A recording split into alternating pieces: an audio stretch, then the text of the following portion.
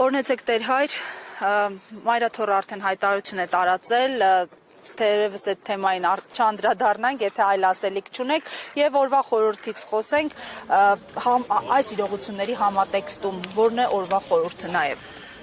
Անկախ եկեղեցու առջև ծառացած դժվարություններից ու մարտահրավերներից Սուրբ Ծննդյան խորհուրդը մեզանում շարունակում է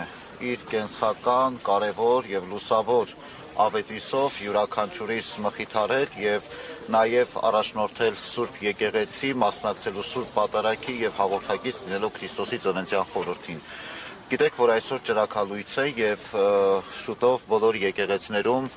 կմատուցվի ջրաքալույցի նախատոնական պատարագը եւ պատարագի վերջում կազդարարվի Քրիստոսի Ծննդյան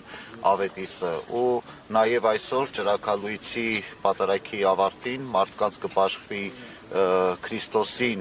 խորհրդանշող լույսը, որը մարդիկ կտանեն իրենց ընտանիք, նաեւ աղոթքով, հավատքով, որ Աստծո լույսը, Աստծո օրհնությունը պիտի թափանցի մեր երկիր, մեր կյանք եւ մեր ընտանիք։ Եվ որպես երեկվա դեպքից հետո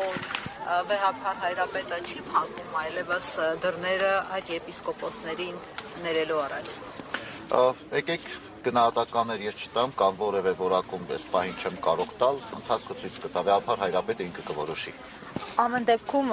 կա ճանապարհ, այսպես վերադարձի, դուք տեսնում եք, որպես նաև հոգևորական, որպես ձեր ծառայեկից, այսպես եղբայրներ,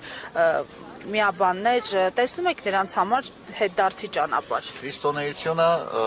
այն կրոնն է, որ միշտ տալիս է հնարավորությունը ապաշխարելու եւ ետ դառնալու։ Դուք որպես քահանային ուղերձ ունեք իրենց։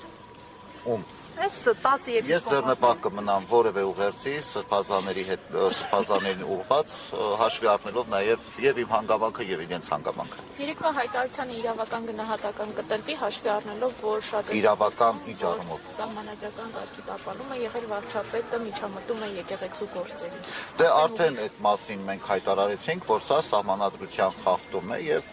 հուսանք, որ իրապահ մարմինները անդրադարձ կունենան։ Չգիտեմ, ինչքանով դա արդարացված է այդ հույսը, բայց ամեն դեպքում։